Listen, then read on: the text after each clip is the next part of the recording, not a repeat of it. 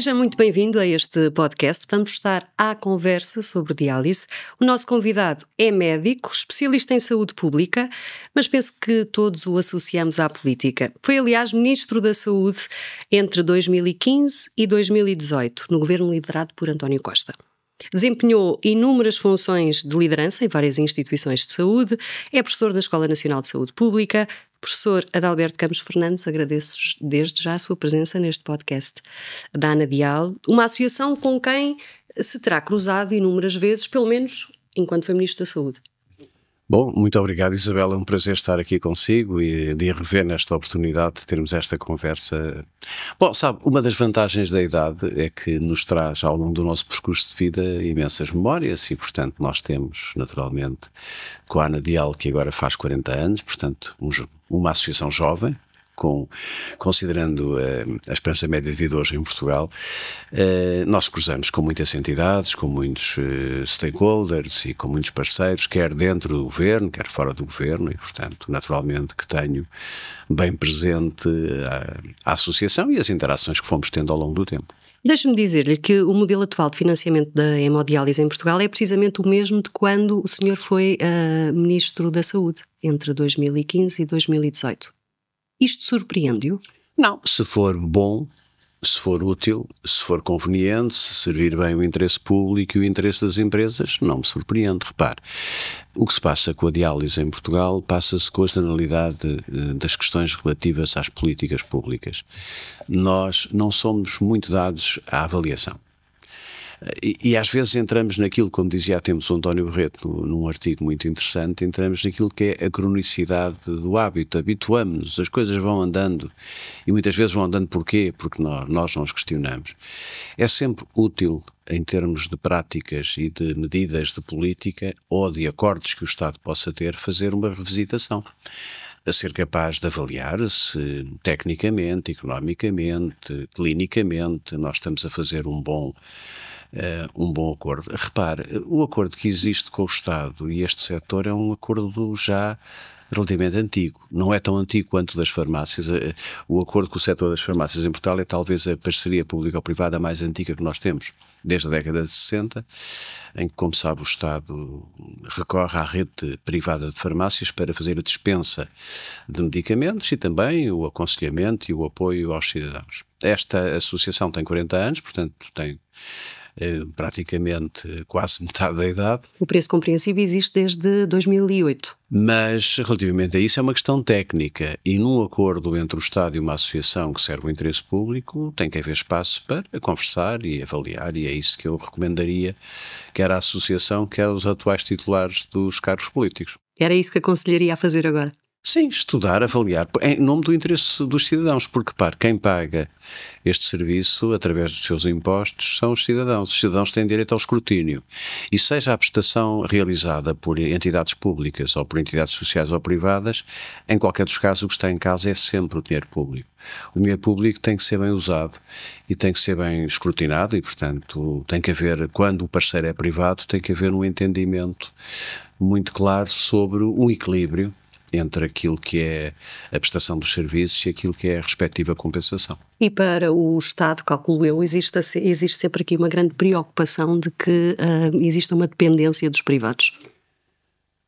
Admito que sim, não lhe escondo que eu próprio, enquanto governante, e sei que antecessores meus tiveram essa preocupação, porque não é positivo num setor tão vulnerável como este o Estado ficar numa dependência que seja excessiva de organizações privadas, seja na área da diálise, seja na área da prestação de cuidados. Por exemplo, as parcerias público-privadas hospitalares na saúde, eu defendo-as, como sempre se defendi, mas não defendo em nenhuma circunstância que todo o Serviço Nacional de Saúde seja, digamos, concessionado em parceria público-privada. É útil que uma parte exista, porquê? Porque existe um estímulo à própria competição entre as unidades, entre os desempenhos, entre os modelos de gestão, e isso é positivo para o erário público, para o interesse comum, quer na comparação entre aquilo que é a eficiência e o acesso, mas também a qualidade.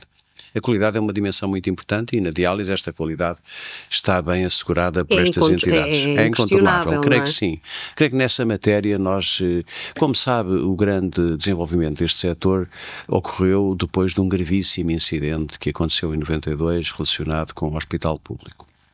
E eu creio que havia nessa altura dois tipos de problemas. Tínhamos uma malha de cobertura bastante restrita, tínhamos muitos doentes que não tinham acesso a esta resposta, e por outro lado houve um certo medo, um certo pânico, do ponto de vista até político, relativamente ao incidente. E isso, conjugado, funcionou para que o setor privado se organizasse e desenvolvesse, numa primeira fase, muito em cima de pequenas clínicas, até da iniciativa médica de muitos médicos especialistas do setor, numa fase mais tardia, depois com a agregação destas clínicas em grandes grupos económicos nacionais ou internacionais.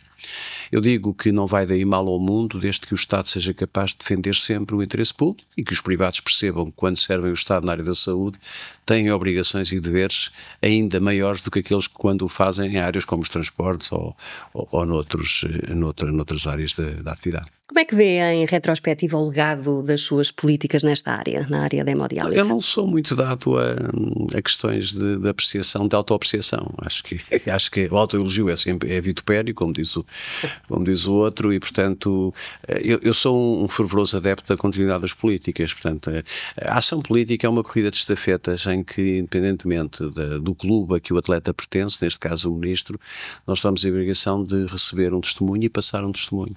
Portanto, não há ministros heróis, nem há ministros capazes de resolver em 2, 3, 4 anos os problemas do país. Portanto, eu recebi uma pasta em grandes dificuldades no período de saída da intervenção externa, como sabe, o ex-ministro Paulo Macedo e depois Fernando Leal da Costa, e portanto, quando chego ao governo, tenho praticamente o mesmo orçamento que tinha o ministro da saída da Troika, Paulo Macedo.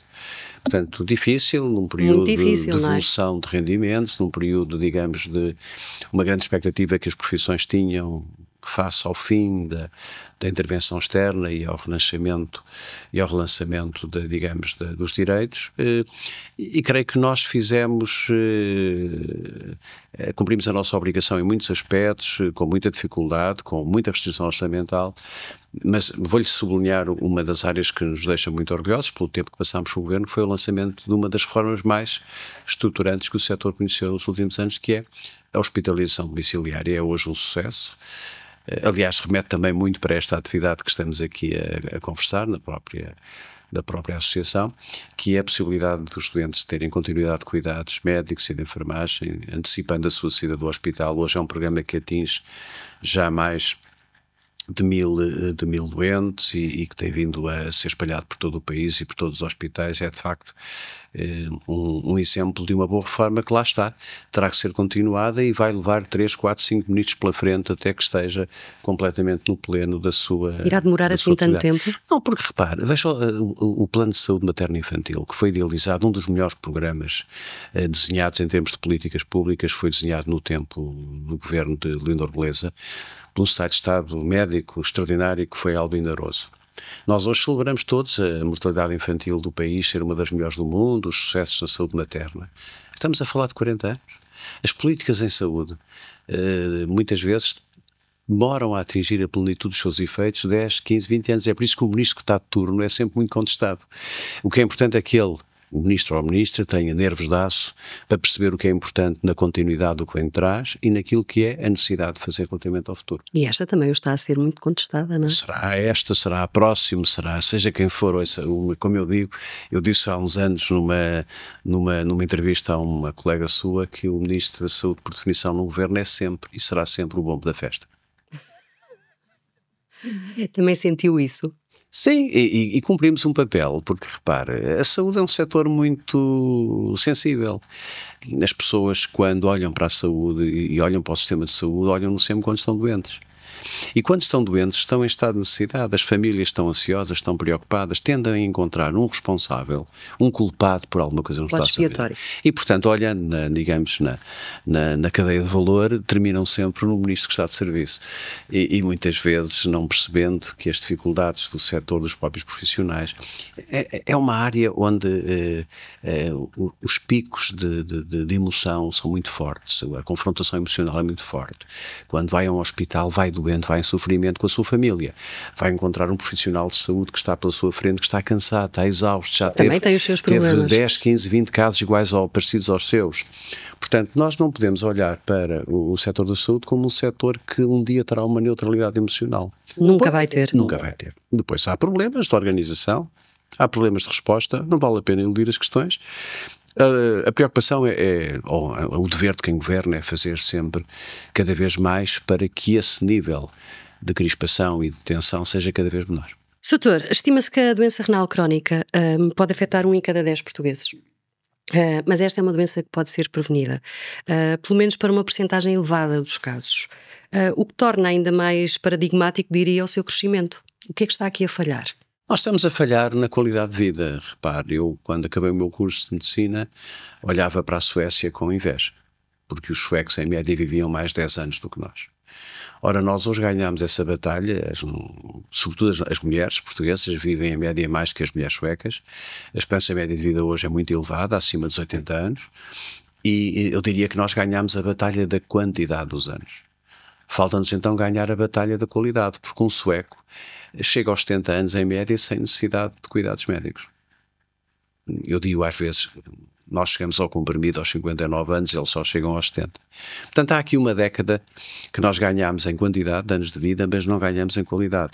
Nós temos um peso absolutamente excessivo e que é prevenível e que tem condições para melhorar de diabetes, depois a diabetes associada à hipertensão e às doenças cardiovasculares. Temos a mistura, eu diria, explosiva, que faz com que as complicações nos órgãos-alvo destas doenças se possam vir a exprimir, entre outras, sob a forma de uma doença como a insuficiência renal crónica. Devíamos apostar mais em programas de literacia de saúde, provavelmente, não é? Sim, prevenção. Vamos lá ver, a literacia em saúde é um aditivo técnico importante e fundamental, porque os suecos têm mais educação, mas antes da literacia está a educação.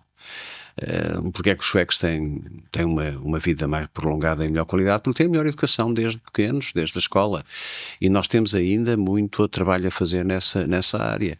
Depois, a seguir à educação, vem o rendimento. A pobreza. Comer mal, casas com deficientes condições, exercício físico. Vamos lá ver, eu digo aos meus alunos na área da saúde pública, que só conheço um casamento que nunca se desfez e que nunca se vai desfazer na vida, que é o casamento entre pobreza e doença.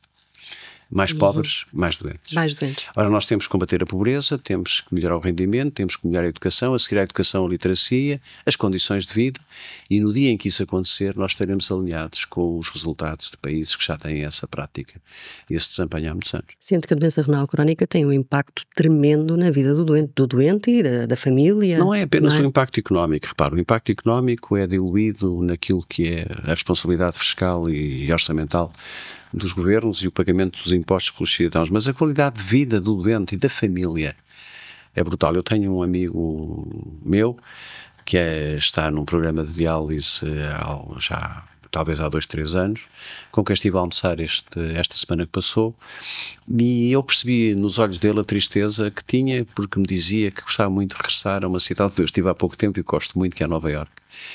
E estava a tentar ver se conseguia encontrar maneira de ter um apoio e conjugar as datas da viagem para poder fazer as sessões entre a saída daqui e a chegada lá. Portanto, este é um exemplo muito prático de que nas coisas mais simples da vida existe uma limitação, existe um impacto psicológico muito forte no próprio, na sua autonomia e naqueles que vivem com ele. Mesmo assim evoluímos bastante, não é?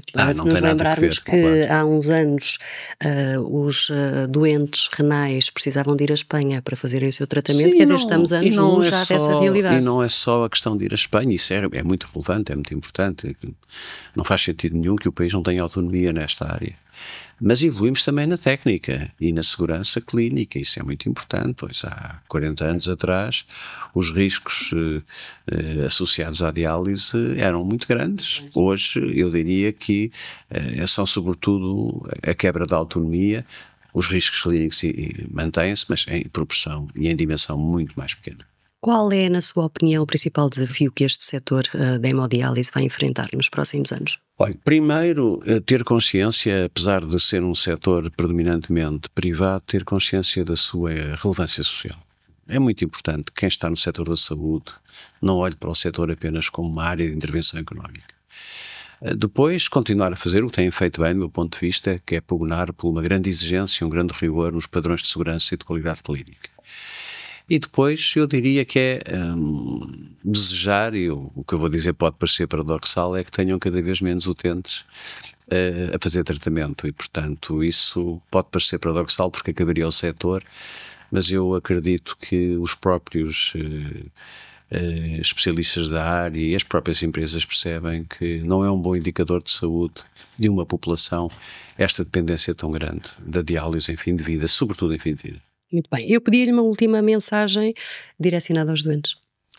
Olha, para os doentes eu gostaria de dizer que o país hoje é um país seguro, que oferece uma boa cobertura, uma boa resposta, uma boa qualidade de cuidados e que eles hoje têm perante as perspectivas de vida, têm hoje motivos de muito maior otimismo e de muito maior esperança do que tínhamos há 20, 30 anos atrás. Eu creio que estes 40 anos que a Associação agora comemora são também 40 anos de progresso na melhoria de uma doença crónica, debilitante, com compromisso de autonomia, mas que prova que a ciência de facto é o único elemento que faz progredir a humanidade, e o conhecimento e a descoberta associada à ciência e à investigação são os únicos que podem fazer com que nós tenhamos melhor vida, mais vida, e nesse aspecto a palavra é uma palavra de esperança e de confiança no futuro. Doutora Adalberto Campos Fernandes, muito obrigado por ter estado à conversa sobre diálise, o podcast da Anabial, a Associação Nacional de Centros de Diálise.